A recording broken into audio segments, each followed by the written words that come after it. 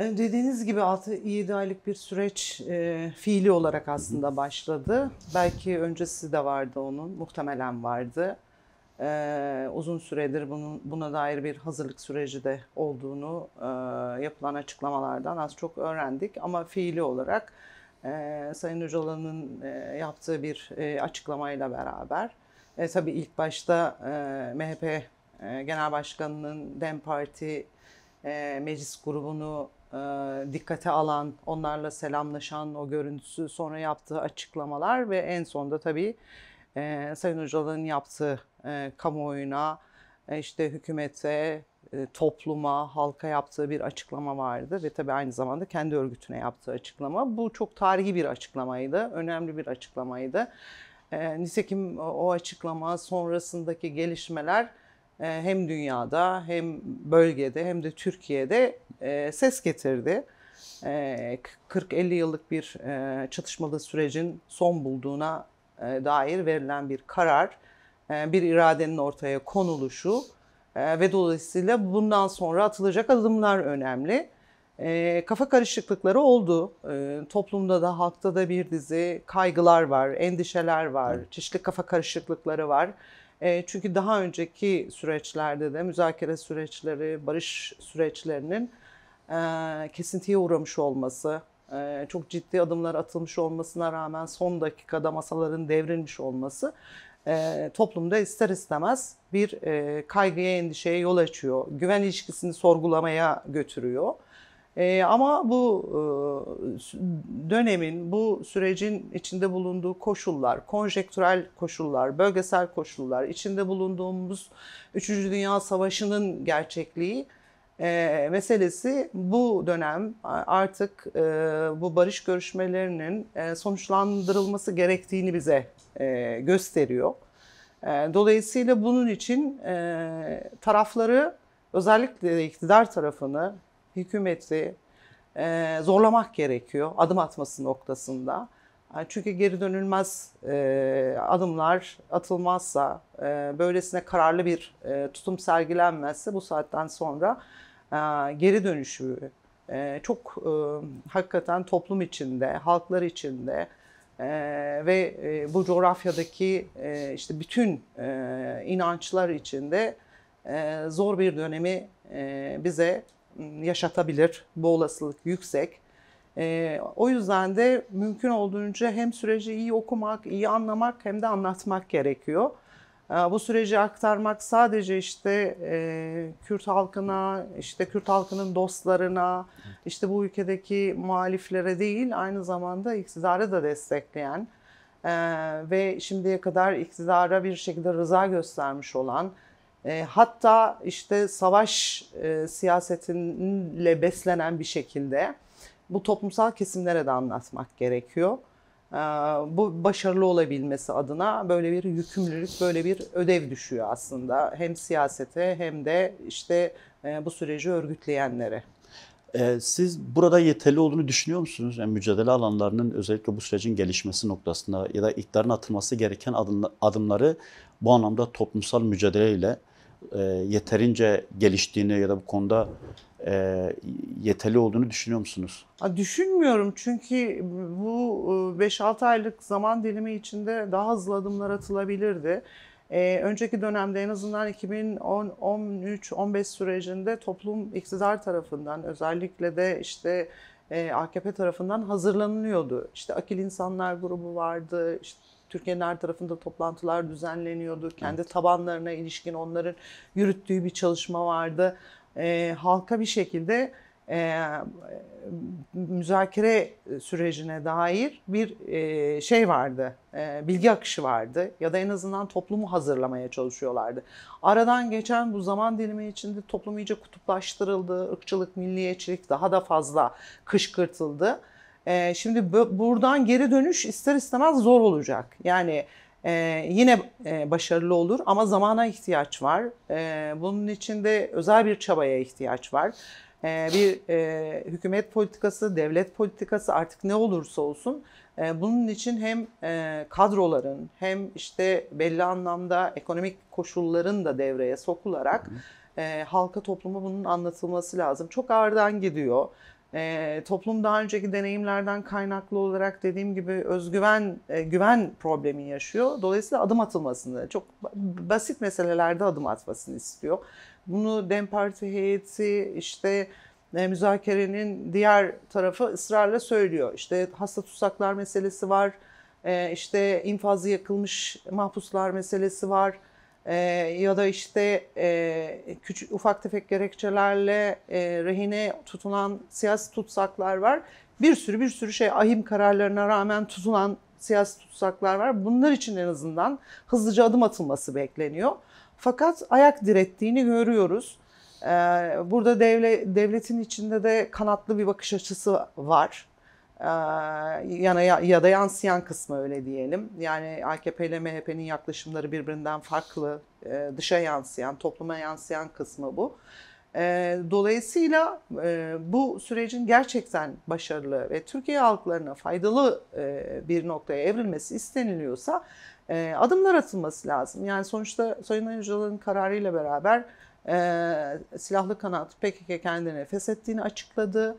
Konferansını topladı. Hani bunlar çok ciddi şeyler. Evet. Tarihsel adımlar. Dolayısıyla bu kadar cesur ve kararlı bir tutum sergileyen bir tarafın karşısında iktidarın da aynı doğrultuda adımlar atması gerekir. Tabii ki bu barış müzakere süreçlerinin dünya deneyimlerinden yola çıkarak işte 3-5 ayda, 1 yılda sonuç vereceğini düşünmüyoruz, beklemiyoruz. 50 yıllık bir sorun. Geçmişi de var. Sadece hani çatışmalı süreçten bahsediyoruz. Evet. Dolayısıyla bu sorunun bu kadar kısa sürelerde çözülebileceğini kimse beklemiyor. Ama eğer çözme niyetiniz varsa, çözme konusunda kararlılığınız varsa belli noktalarda adım atılması gerekir. Orada çok ağır davranıldığını, işte meclisin bu noktada karar alması, komisyonlar oluşturulması, benzeri bir dizi sürecinde ne yazık ki biraz zamana yayarak iktidarın ve devletin aynı zamanda bölge koşullarını da gözeten, belki bir çıkış noktası arıyor pozisyonunu da insanlara hissettiren bir yanı yaklaşımı olduğunu söyleyebiliriz. Evet. Şimdi Öztürk Hocam da ifade etti, bu süreç çoklu bir şekilde devam edecek. Bir taraftan hukuki boyutu bunun, işte yasal düzenlemeler, diğer taraftan toplumun hazırlanması ve toplumun burada işte ortak reflekslerle bu sürecin hızlandırılması için göstereceği çabalar. Şimdi hukuki boyutuna ilişkin küçük bir şey yapmak istiyorum. İşte çeşitli düzenlemeler, benzeri şeyler mecliste fakat yani bu iktidar şunu bile yapmış olsa aslında OHAL sürecindeki çeşitli düzenlemelerle mesela bir dizi şeyler hukuki bir KHK'larla tabii KHK'lerle bir sürü düzenleme yaptılar.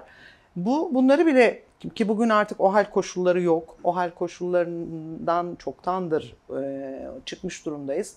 Dolayısıyla bu düzenlemeleri bile geri almış olsa evet, çok ciddi anlamda değişim olacaktır. Yani bunu fırsata çevirip yıllar boyunca OHAL koşullarından kaynaklı bu KHK'leri uyguluyorlar. Şimdi yeni düzenlemelere gitme tartışmaları yürütülüyor. Dolayısıyla bu burada mesela bu iktidarın her şeyi kendine yönten yanını da kamuoyu en azından dile getirebilir. Yani siyaset elbette ki bunu yer yer söylüyordur ama bunu kitlelerin, halkın, kamuoyunun da dile getirmesi gerekir. Evet.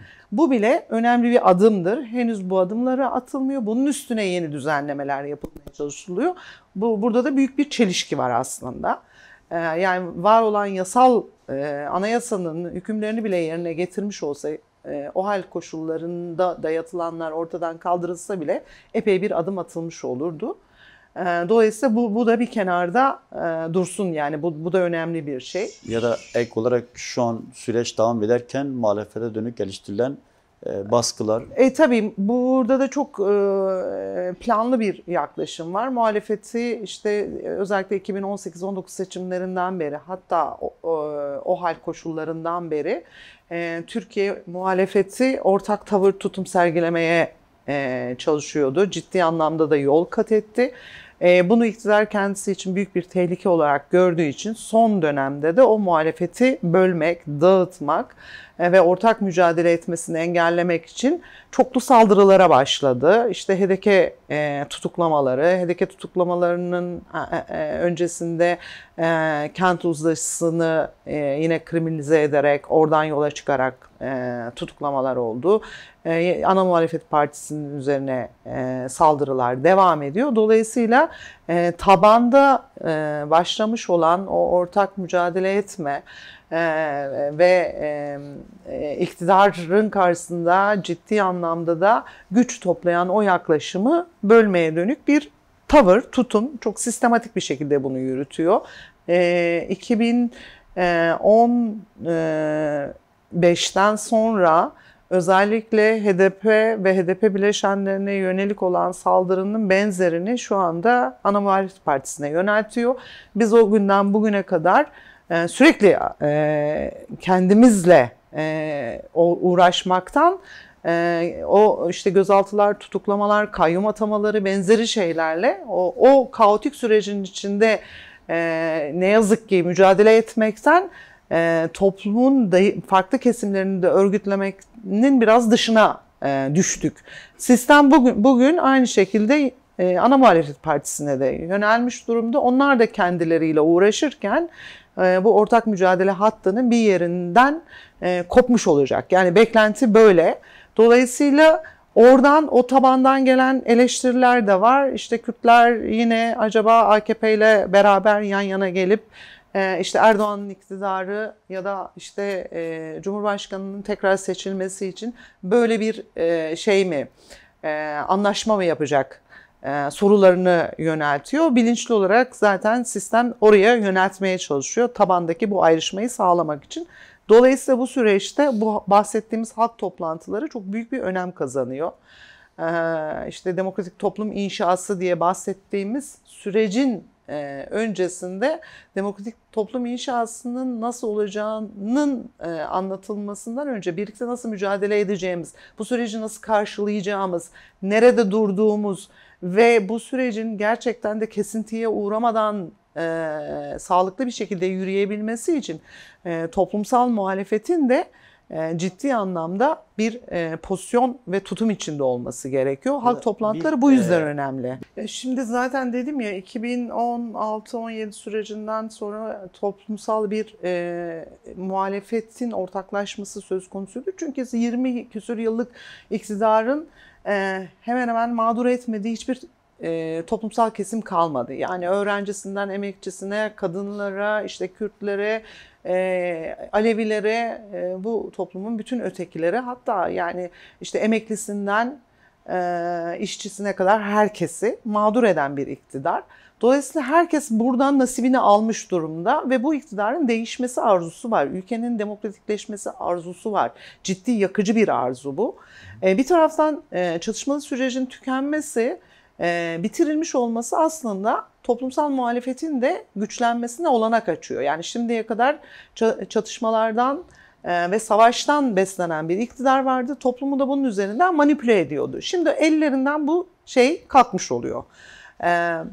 Dolayısıyla toplumsal muhalefetin yükseleceğini ve kendisine karşıt bir şeyin, havanın olacağını çok iyi biliyor. 2013-15 sürecinde Gezi patladı bu ülkede.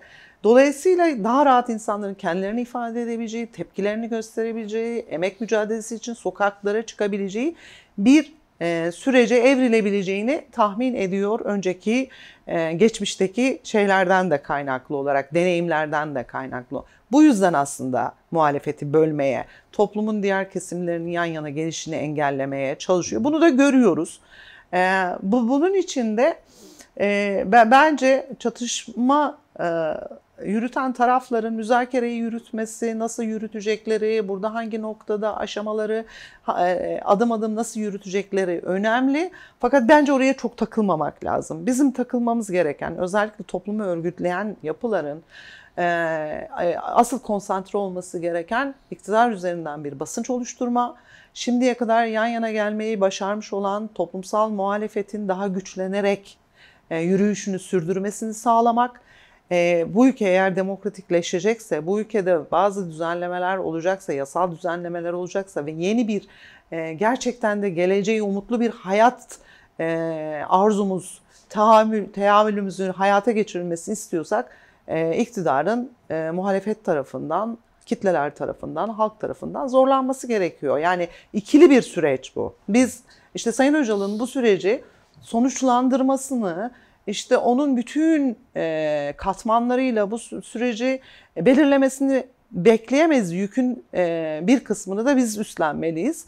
Muhalefet olarak, toplumsal kendi hayatımız için, kendi geleceğimiz için, bu toplumun geleceği için örgütlü mücadeleyi büyütmek ve bu sürecin önemini, değerini de bizim dışımızdaki kitlelere anlatmak gerekiyor. Zaten ifade edildi ama bir kere daha vurgulamakta fayda var.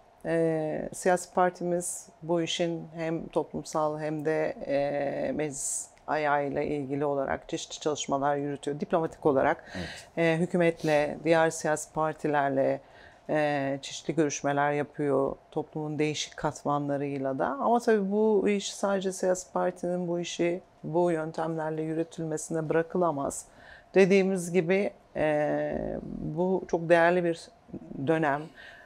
Ve bu fırsattan faydalanmak lazım. Bu fırsatı kaçırmak demek Türkiye halkları için geri dönülmez yıkımlara yol açacak demektir. Bunu halka iyi anlatmak lazım. Toplumun tamamının bu sürece sahiplenebilmesi için de yoğun bir halk içinde o bahsettiğimiz halk toplantıları, onların boyutlarını değiştirerek, yol yöntemlerini değiştirerek sürdürmekten geçiyor. Ve tabii muhalefetin de şu anda iktidarın içine soktukları o kıskançlıktan çıkartmak gerekiyor. Yani o orada debelenmesinin, o kıskacın içinde boğulmasının da önüne geçmek lazım. Hem demokratik mücadelede ortaklaşmak hem toplumsal mücadeleyi büyütmek için de kitlelerle geniş bir ilişki ağı sürdürmekten geçiyor. Dediğimiz gibi bu süreç siyasete teslim edilemeyecek kadar, siyasete insafına bırakılamayacak kadar önemli, değerli bir süreç.